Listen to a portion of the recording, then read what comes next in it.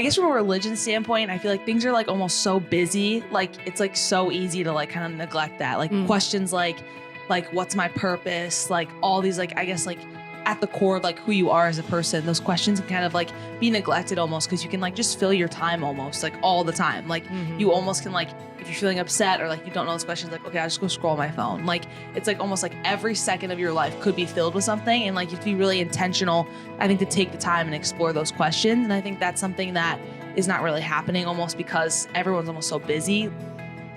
Hey there, everybody. Welcome to our final edition. So sad that this journey is ending. I know. I've loved these conversations. Our final edition of our podcast, midweek podcast between Sundays, where Nikki and I have had some awesome conversations with people that we love, diving into the text, getting to know them and their ministry better. And I hope this has been a blessing for you. Once again, we picture you kind of at life, walking, doing dishes, on vacation, kind of diving into the text a little bit. And we're just having awesome conversations with awesome people. And today, Nikki, we have some guests. You want to introduce them? These are the best guests. I mean, we love them all, but these are the one and only Megan and Kate Davies. Let's go. Thank you so much for joining us, girls. It means a lot to have you guys here. Thank you. Yeah, of course. So tell me, you're the first students we're having on this season of the podcast, and our youth ministry is core to our identity as a church at Lord of Glory. So I'd love to hear you reflect as students. What is the experience like as a student at Lord of Glory in youth ministry? What do you like about it? What does it mean to you? I feel like we have such a strong youth ministry, like every Sunday and during the school year, like I look forward to like going to youth and hanging out with my friends and like knowing that I'm going to learn something that like is important to me and like goes with me. Like especially this year, we did the thing about Headspace. We did like a session about Headspace, and I know that really went with me. And yeah, like I've made so many connections in the youth. Like some of my best friends that I hang out with, even like outside of church, I've made through the youth. So just like the youth has always been so important to me. Even like I help with confirmation, and like I love doing that. And I love just being like meeting new people and getting to build connections with people who believe the same things that I do. Yeah, it's great. So you experience both the connection piece and the value it brings to your life piece. Yeah, definitely. That's great. Kate? I really appreciate how it's like connected to the whole church. Like I feel like when I'm part of like the youth ministry, I'm doing things like with our whole church. And I feel like I've gotten to know like even like little kids. I've gotten to know like the adults. We do a lot of things like a lot of events like as a whole church. And I think that's really cool how it's not just a ministry, just us. We get to like explore like the whole Lord of Glory community. And I feel like that's been really cool too. That's one of my favorite parts too, to be honest. And I think we're not the only church that does this well. No, not saying this at all, but I do think that like the Christian church is one of the last places where that happens, where like normal intergenerational relationships are built. Yeah. Like Kate, when you served at VBS, you talked about serving with Mrs. Kapfer. Yeah. And you loved being with Mrs. She was Kapfer, great. She right? was so nice. And I would tell you, like, I want my kids around people like Mrs. Kapfer. Yeah. Right. And Mrs. Kapfer loved being around people like you. And like when I grew up, it felt like intergenerational stuff was just more woven into my life. Like you just would see seniors. Now it feels like seniors live in different parts of town. Like you don't have very many interactions. Like you mostly outside of church only spend time with people your age or people my age, right? Your coaches or teachers. But church facilitates the opportunity for you to be with little kids, like your wonderful Little Ray. baby. And like people my age and seniors, which is amazing. Yeah. I'm really thankful for that. So thanks for bringing that up. Talk to us really briefly about what are you observing in your generation? Because think about like this podcast is being viewed by people within our church family. You get a chance to educate us about what is it actually like to be 16? What's it like to be 18 right now? What are you seeing in your peers?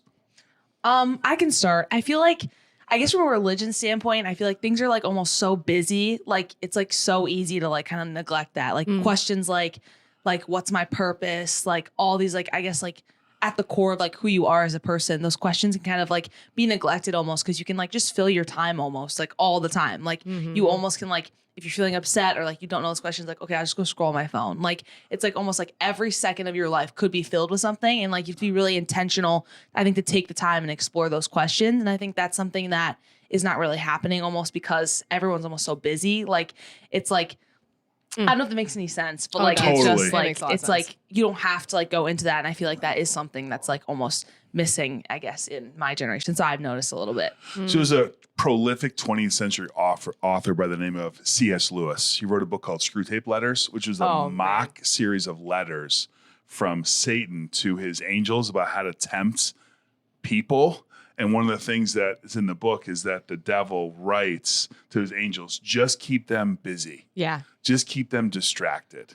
Yeah. And to your point, like you're so busy. I don't know, you girls are. And I think about all of our kids at church. Like if you're involved in theater or music, it's the same. It doesn't matter what you're doing. It's all in. And then you're doing high level academics. And then like, oh, you got to do driver's ed and you got to do all your drives. Like it's so busy. It's so easy to like, just, I'll deal with that later. I'll deal with that later. Megan, how about you? I agree. I feel like there's a lot of people that I know who like say that they're Christian or like just like have like Bible verses in their bio and stuff, but like if you like talk to them or like they don't like really like know Jesus. They just like believe in Jesus. Like they like believe that Jesus, and they believe that like because they believe in Jesus, like they'll be saved, but like they just don't like know Jesus. Like they don't like have a relationship with him. They don't go to church. They don't like talk to him or talk about him. So is it more culturally accepted to be a Christian now, do you think? Yeah, I would say. I think so. I would say so. Yeah. I think also like I know a lot of friends who like went to confirmation and like stuff like that when they were younger. And I think especially after COVID, like there just wasn't like, it was just kind of severed almost. Like people were like, oh yeah, I used to go to youth group. Like I used to kind of like do that. And then I think maybe it's part of like going into high school. Maybe it's part of it. But I think part of it too is like COVID, like kind of like cut that off almost. And like wasn't something people returned to. Well, like from confirmation, I guess.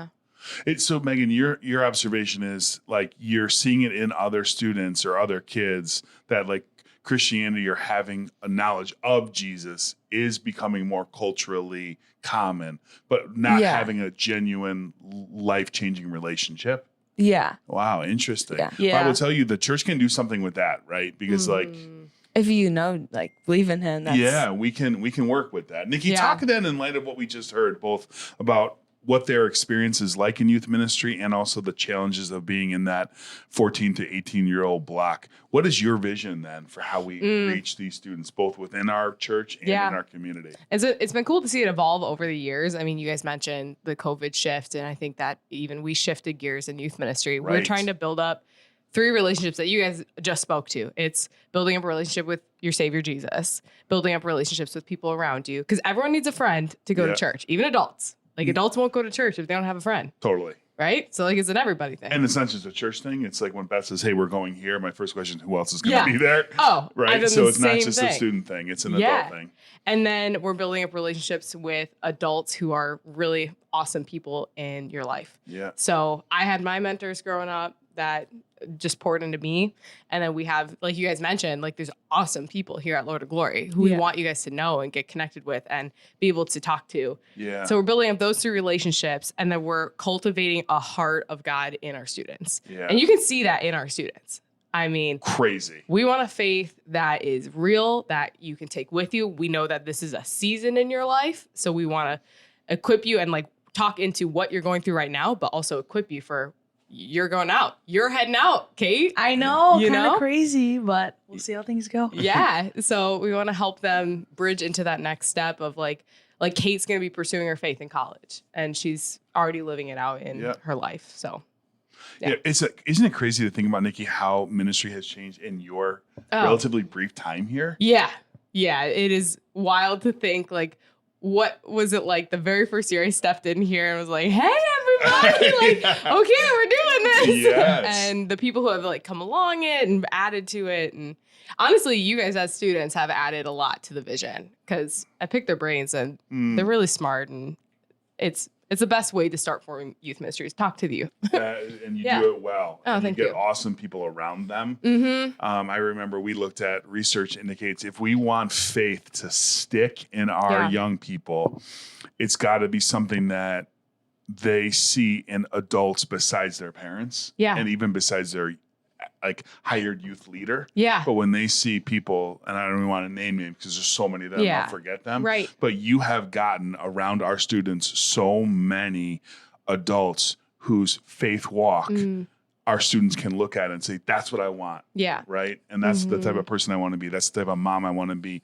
That's the type of man I want to be. So like it's huge. Yeah. And like to speak to those people in our congregation, they should know like you are those people. Yes. And sometimes they're like, well, I can't do youth ministry because I'm not like a 20-some-year-old like person who wears like really cool clothes. I'm like, none of us are. I gave up a long time ago. So, Yeah, I think that like all like especially the adults that I've been around, like especially on the trips and like just in youth group, like I've met so many great adults. It's like I want to be like them. Like I want my faith to be like them. I want to be a mom like them. I want to be a person like them. Like you really do a good job of surrounding us with like not even just like even like VBS, like all the adults there, like you guys do a really good job of surrounding us with great role models and adults.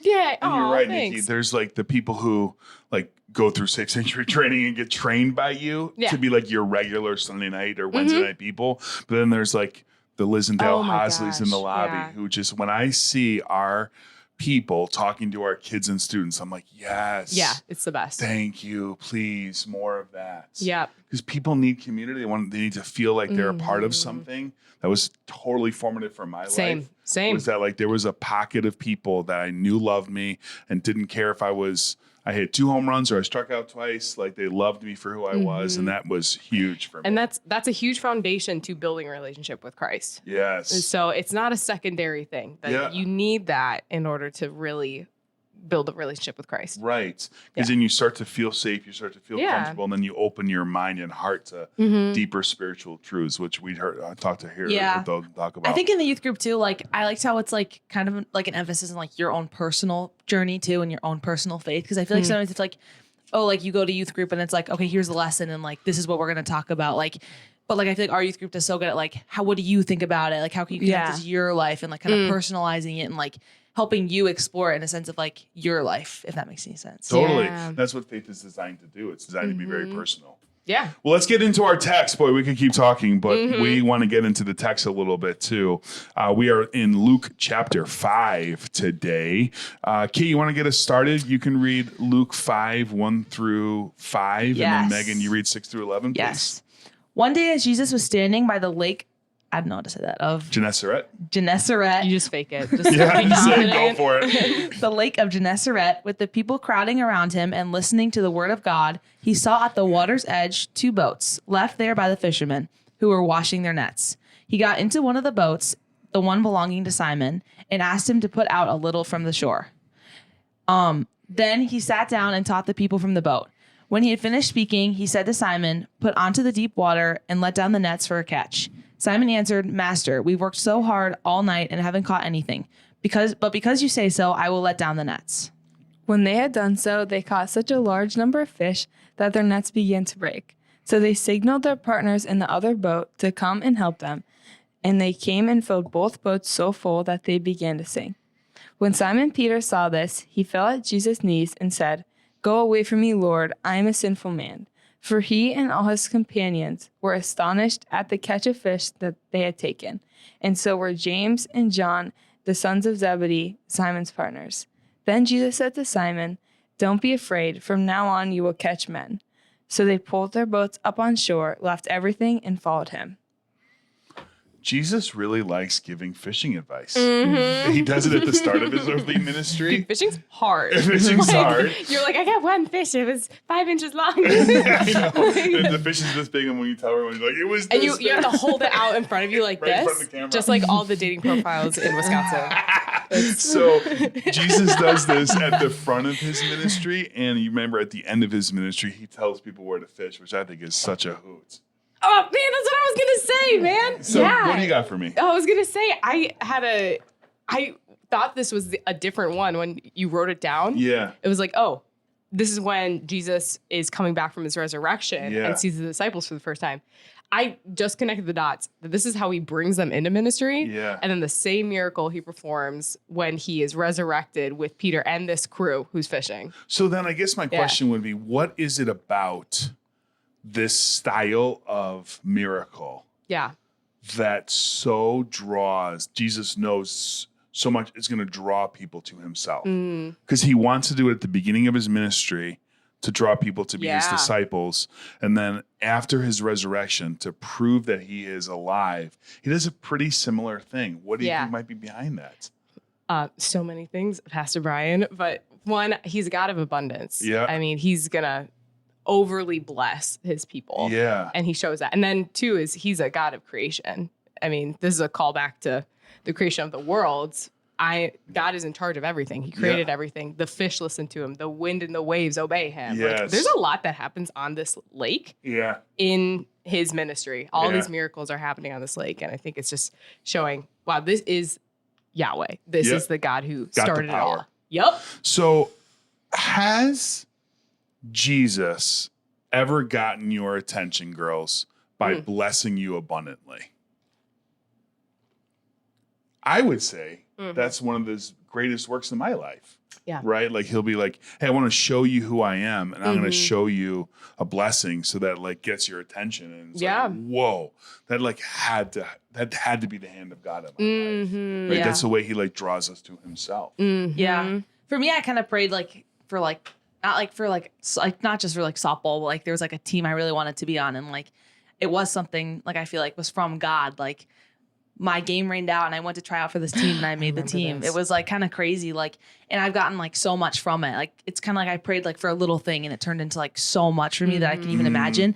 And I feel like this text kind of also like, I think Jesus like meets us like where you are almost. Like he'll like do things for you. Like it's like almost personalized, like for these like fishermen, like I don't know, like it's so cool for them. Like they were like, oh my God, look at all these fish. Like he knows how to like get them like for who they are. Like if like he had like been like, oh, look at all these flowers, they would have been like, oh, like I don't care. Like so it's like I'm like I feel like God is so good at like knowing like kind of like what's gonna get you almost too. And like for me that was kind of like for me for softball, like look at all these amazing teammates I get. Like look at like all you've blessed me with and like the opportunities I get to have. Like that was like something for me. But like for other people that might not have been like such like a I don't know, like crazy thing, It's but a like really good like it's kind of point. like God like meets you where you are and like knows how like you personally like, hey, how can I show my faith to you? Right. Yeah. Like they were fishermen. Yeah. So what do fishermen really want? Like fish, yeah. Right? So think about your grandmother, right? Like what if you blessed Gammy with a bunch of fish? She'd be like, ew. Yeah, right. So like God knows. Megan, have you seen that in your life?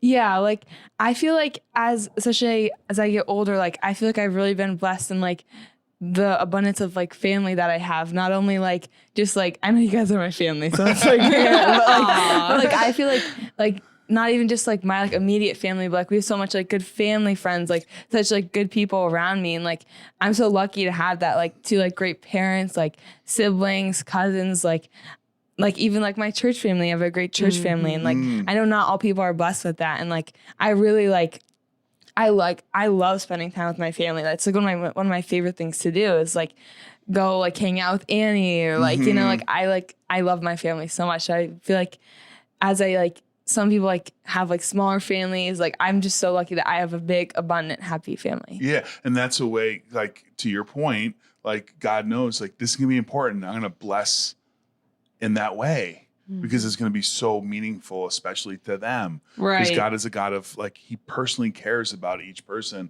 and he's created them. So he knows like their DNA to be like, here's what the hand of God's going to look like in their life. Like, I feel like everyone's like story and like in their faith is like so different. I think that's what makes it like so cool. Like not everyone had like the same like realization. Like I feel like it's like different for everyone, and that's what makes it so special to them because it's like personalized to them. And I think that's where like you see like God does pursue everyone individually in different ways. Like he's not not lazy. He like takes his time. So right. And one thing I love is like how faith is active in you two in different ways. And like how you guys connect with God is different, which I think is amazing. And it's the way God designs it because God made you guys different. Nikki, what do you make of Peter's response to the abundant blessing?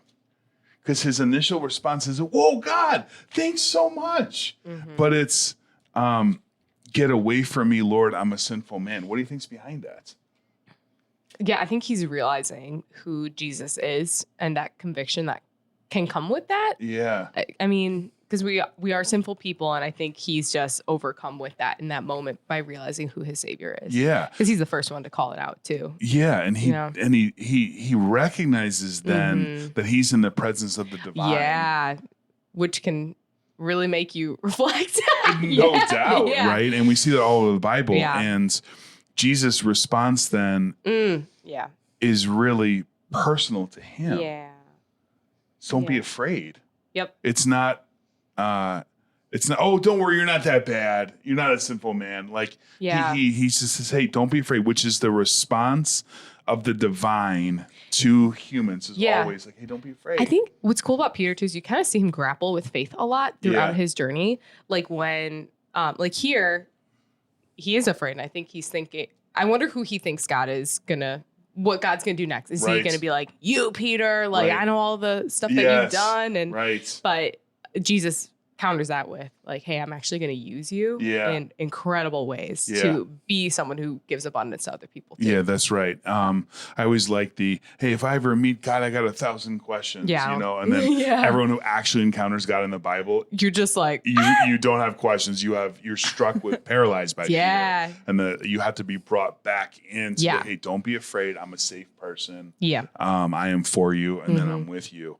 And then at the end, then they're invited to leave everything and follow him. The thing that would be hard for me there would be like, you just had the most successful fishing day of your life. Wait. I think you had to go out on a bang, like, I would retire, like. It's a great way to go out, Megan. I actually wrote something down about this. So like you see it a lot of the ends, like these kind of stories, like they leave everything and like follow Jesus. Like I noticed that a lot. Like that's like almost like what, like we're obviously like not gonna like leave our like stuff, follow Jesus, but like leaving our like worldly possessions and like desires, like putting like Jesus first, like leaving some stuff in like our world like behind to like put Jesus first. Like I feel like that's kind of like what we're called to do. Yeah, that's a great way to look at that. Yeah. It's that thing, that fishing thing that was like maybe for them so important, and that was their job. Now, like, I'm going to trust that God's going to provide for me. And so I think being a Christian does mean that you're going to leave some things behind. You're going to say no to certain things. You're going to, like, to your point, Megan, things that have certain value. Your value system is changed by being a Christian. You don't have to live by the passionate pursuit of perfection and excellence because you know God's got you. Right? You know that God's got you. Any last thoughts, Nikki, you want to bring to this text, or Kate? I have one from like the do not be afraid, I guess. Yeah. Like I think when you think about like God, like oh my God, like he created everything, like, and it's like when you think about the questions like eternity, like all these things, it's like almost so scary. And I feel like God could be like kind of almost like make us so scared, like into submission and to sin, and be like kind of just be so fearful and like so like overpowering. But he kind of chooses to be like, hey, don't be afraid. Like, hey, I got you. And he's like so there for us. And like he could take a different approach to that and almost like make us so scared not to sin. But he takes it like such like a loving approach. And I feel like that's how we kind of know like, hey, our God's for us. Like he's not like trying to like catch you doing wrong. Like he's trying to like bring you to him. He's trying to like you know make you find his love almost and not like just be scared of him. Right. So Peter says, go away from me, Lord. I'm a sinful man. God could have been like, you're right, you are. And clean up. Right. But instead he's like, hey, no, I got you. Right. Like I know you So he personally. draws him closer. Draws him closer. Like, no. Right. Yeah. And leave all that behind. Leave your worries behind, your shame behind, your guilt behind, what you feel like you needed to do behind, and trust me. Megan, anything you want to add? I like thought it was cool too how like they were kind of like almost hopeless, like we haven't caught anything all night, and like then Jesus provided for them because they just trusted that he was going to. So like no matter like where you are in your life, like if you like trust Jesus, like he will provide for you, right? If you like put your trust in him. And I think also like in these moments, like I mean, it was pretty apparent Jesus was here, but I think in our own lives, like we have to look for, I guess, the times that Jesus comes to us and like does those things for us. Like, cause you could be like, oh, that's just a coincidence that happened. Or you could look at it like, oh my gosh, thank you, Jesus, for like doing this for me. Like, I like to think like, hey, that's not a coincidence. Like, Yeah, God definitely. like planned this out for me. And I feel like kind of shifting that into my life, like, well, I'll take him home and be like, thank you, Jesus. Like, even like little things, like I'll like kind of like won't think of it like, oh, that's so cool. That's so lucky that happened. Like, is it lucky? Like, I think like God is like really working in my life instead. right. Like, cause they could have looked at it like, oh wow, what a great day. Like we caught all those fish. Like no, like that's God working in That's your the hand life. of Yeah. God. And that's what Christians really ought to do is look at those God sightings and see like, no, this was the hand of God. Right. You guys are encouraging me to just take pause in my life and reflect more often because you talked about how you can just be bombarded with busyness. Yeah. And you're Totally. like Kate, you said, you got to think about the big questions. Yeah. And you guys are in a time of your life where that's really in front of you. Yeah. I would say like for some adults, like maybe we get caught in the grind as well, but those questions should really also be on the forefront of our minds. And how are we seeing God at work? And how are we what you said, Kate, seeing God at work. Yeah. Yeah. And then take home for me would be the personal nature of the God of all creation. Yeah. I mean, how can the God of all creation deign to know knuckleheads like us so personally? That he would know fishermen to know I'm going to bless them with fish. Like you said, not Right. flowers. Everyone's Yeah, fishing right. like Like flowers. what? Yeah. Like for I me, don't I'd be see like, that. oh my God, look at all those roses. Like that's amazing. Well, like, for them, they'd be like, what? Give me fish. Yeah. And so God does give them fish. And God I has was- blessed us. Just imagine Kate and Megan in a boat, like being like, "Help me!" And Megan would be like, oh, fish. That's her reaction when you make chicken for dinner. Like if we had chicken brought into our house, she'd be like, oh my God, look at this amazing dinner. Megan would be like, are you serious? Like, All you eat was chicken strips. Not grilled chicken. Oh my gosh! It's got to be cooked a Rotisserie certain chicken. way. And not by me, apparently. Girls, thanks so much for joining us. And Lord of Glory family, I guess I hope you take home the fact that you're making a difference in the lives of our kids and our students, because here are two kids that basically grew up in this church. Megan, you were born here. Kate, you were 2 when we arrived. And you've shepherded kids like this from being young kids to being young women and men of faith. And Nikki, you've played a role. Your adult leaders have played a role. We're all working together to pull a rope to help our young people know that they have a personal God who loves them, cares for them, wants to bless them abundantly. So let's be on the lookout for the work of God in our lives. Don't be so distracted by to-do lists and see the hand of God, just like these two awesome young women helped us see. I wish you a great day. Lord of Glory, be well. Thank you.